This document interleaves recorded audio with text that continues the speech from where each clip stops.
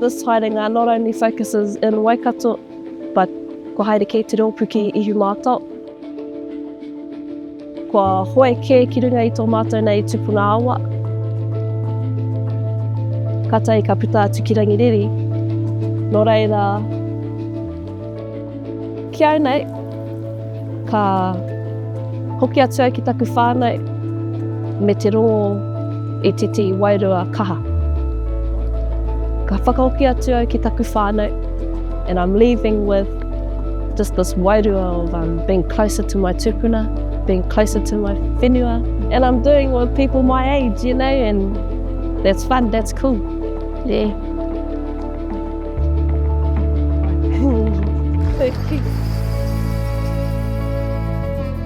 So the Rangatahi Taiao Haerenga is about reconnecting our rangatahi to the many Taiao environments within the Waikato Tanirohi, and that's our wai, that's our moana, and that is our whenua.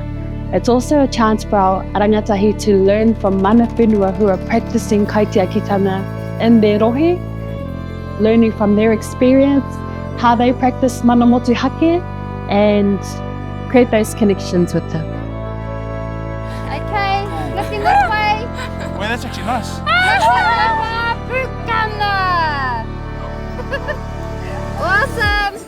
So we do a lot of mahi here on our whenua. We're part of our restoration project to reclaim our mana motuhake, to take care of our taiao.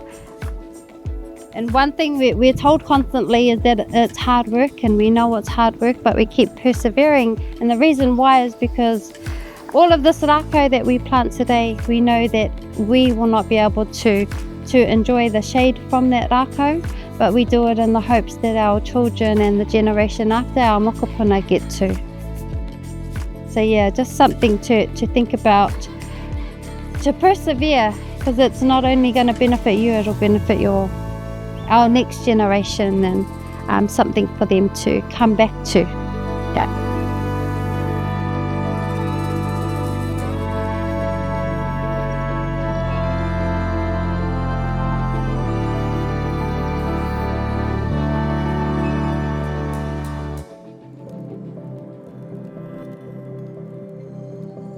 He hononga, me taku kite, he uri i tehi o ngā rangatahi nei, no ngā marae maha.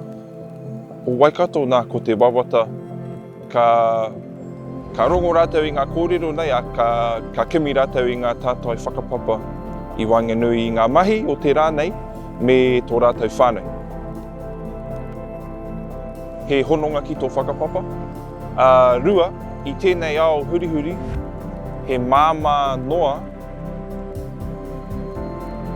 mo te rangatahi ki te piripono ki tāna wā pūkoro, ki te piripono ki ngā whārangi ipurangi, ki te pauaka whakata rānei.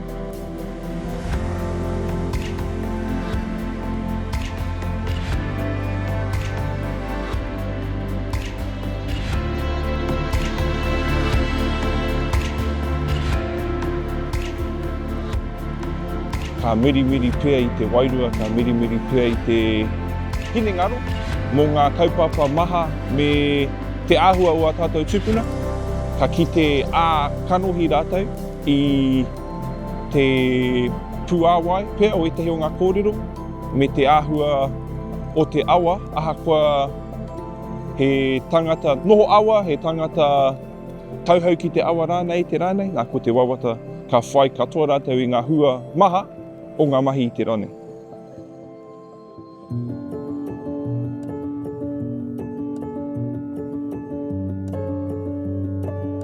Ko te kaupapa matu o tēnei wāhi, ko te whai māramatanga i roto i ēnei kōrero, kia whai te hohonutanga i te reutotanga o ngā kōrero, ko tohaina ki a mātou, ka tohaina ki ngā tangata katoa.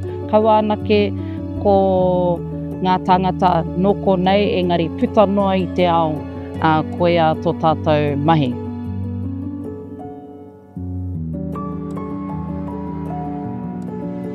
Koe a te take e whāngai ana i ēnei kōrero, e tohaina ana i ēnei kōrero ki ngā tangata katoa. Kia mōhio whānui tia te motu te ao ki ngā mahi o te pāhuatanga ki konei ki rangiriri.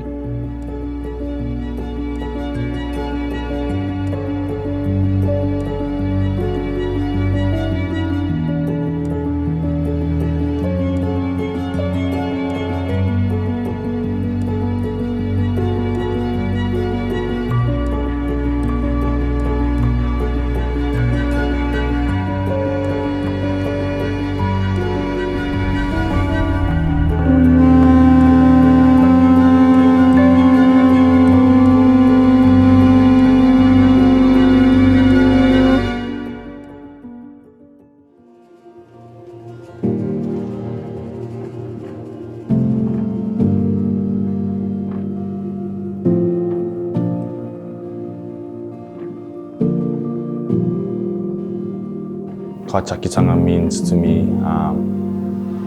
mana motuhake.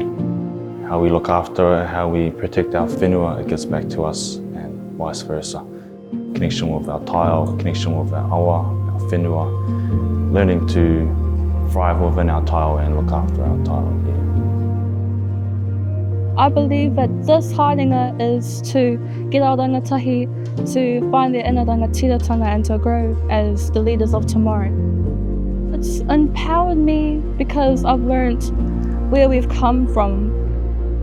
So this haerenga has shown us guidance and where to go from now, and it can hopefully guide us into leadership. I'm hoping it's a sign to all rangatahi, not from just Waikato Tainui, that no matter who you are, where you come from, you have the opportunity to stand up and not ask, demand for change for the future.